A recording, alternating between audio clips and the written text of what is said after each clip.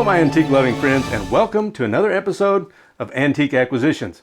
Today we're diving into how increasing tariffs could affect the antiques market, why your favorite imported pieces may suddenly cost more, and what you can do about it. Let's get started by defining what a tariff is. A tariff is very simply a tax placed on goods coming into a country.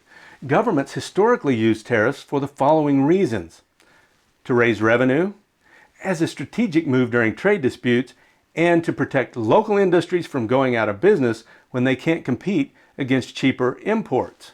As I'm sure you're aware, the U.S. government has just placed tariffs on goods coming in from many countries around the world, including many of our biggest trading partners. What we want to analyze is how and why this will impact the antiques market. Unlike mass-produced goods, antiques are unique, often irreplaceable. The vintage world thrives on global movement, and many of the best pieces are imported, especially from Europe and Asia. U.S. dealers source pieces from France, England, Italy, and Japan, bringing them to markets and fairs across the U.S. You've probably seen a dealer at Round Top or Brimfield say something like, "Just got this off the boat from Paris."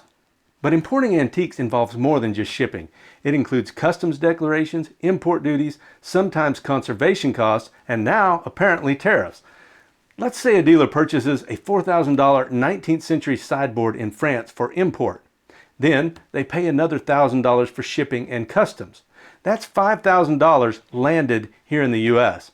Now tack on the new 20% tariff, and voila, the price of that sideboard to the dealer has just gone up another $1,000 for a total cost of $6,000. Now typically a dealer, just like any other retailer, charges a markup on their acquisition cost. To keep the equation easy to follow, let's say the dealer typically marks up their cost by 100%. Before the tariff, that piece would have retailed for double the dealer's cost, or $10,000. Now, it will retail for 2 times the $6,000 acquisition cost, or $12,000. Now you may say, but wait, that only affects the price on new antiques being brought into the country, not the ones that are already here in the U.S.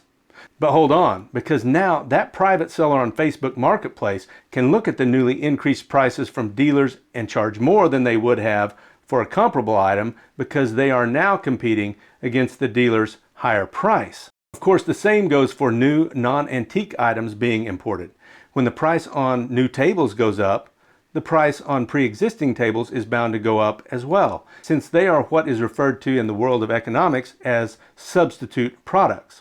But the effects of tariffs are not just limited to pricing. Let's say that when the dealer raises prices, they end up selling less pieces. Economists refer to this type of demand as elastic, meaning that an increase in price results in a significant decrease in demand. This means that fewer items will need to be imported to meet demand at the higher prices. Or perhaps the dealer chooses not to pass on the cost to their customers, or only passes on part of the cost and ends up making less as a result. In that case, it's possible that the dealer makes so much less that they no longer have a financial incentive or the capability to continue importing items at all. In both of these scenarios, incoming supply to the U.S. falls, and prices on foreign-made vintage pieces that are already here in the U.S., which have already risen to match the price of newly imported pieces, rise even further, reflecting the lack of incoming supply. Of course, these principles don't just apply to antique furniture, but to vintage items of all types. And unlike sectors where these supply constraints can be remedied by increasing production in the U.S., antiques cannot be manufactured. Those that exist now comprise the pool of all the antiques that there will ever be. And incidentally, each year that pool becomes just a little bit smaller due to loss, breakage, destruction by fire, and age-related deterioration. Which reminds me, don't forget to check out my previous video on how to hedge against inflation and transfer generational wealth through collecting antique art. Now, one might expect a bit less of an impact on prices for antiques that were made in the United States to begin with, though they will undoubtedly rise some, as they are to some degree substitute products for foreign-made antiques. In fact, these tariffs might even cause renewed interest in American-made antiques, like federal pieces, arts and crafts furniture, or even early 20th century industrial, since they may be relatively cheaper. But please keep in mind that some of these price adjustment mechanisms take time to manifest. So here's 3 quick tips for collectors on how to position for the potential changes. First, start watching local estate sales and regional auctions for items that interest you. Second, build relationships with dealers who already have European stock in the US, which, by the way, a note to you dealers with significant foreign stock.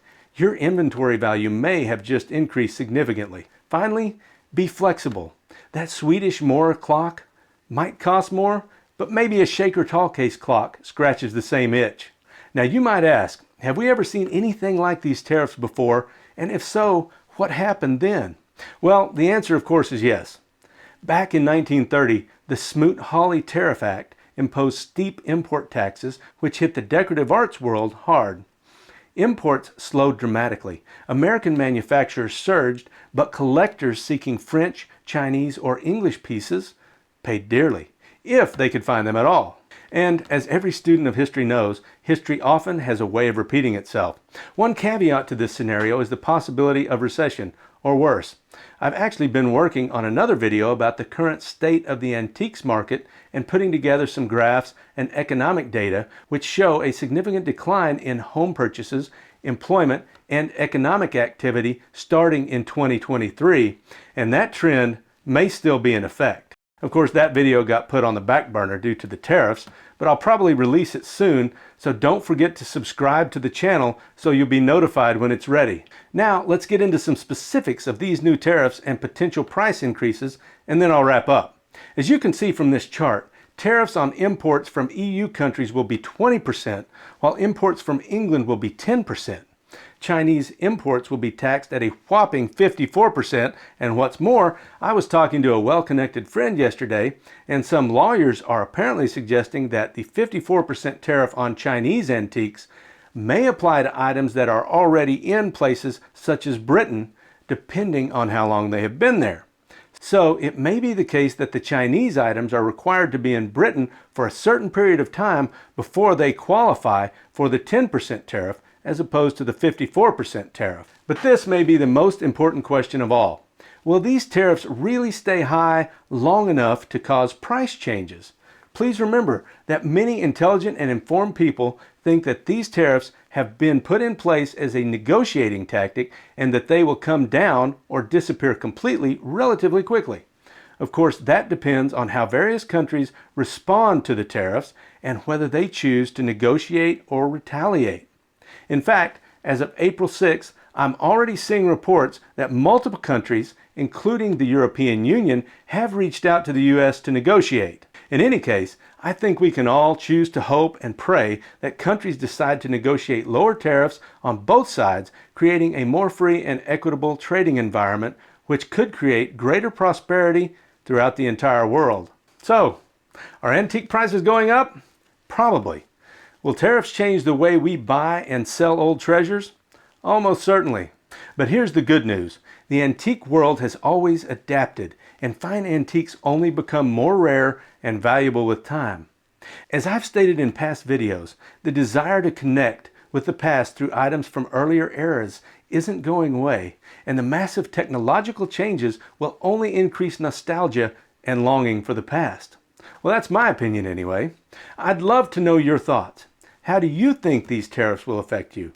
If you notice price changes or shifts in availability, I'd love to hear about it in the comments. If you notice higher prices on American pieces and fewer imports, let me know and let's compare notes. Well, that's going to wrap it up. Thanks for watching, and please don't forget to like, subscribe, and share if you'd like to hear more about antiques and history in the future. Lastly, if you plan on adding some antique scenery to your home or office, please do consider Old Europe Antique Home Furnishings. We'll see you next time.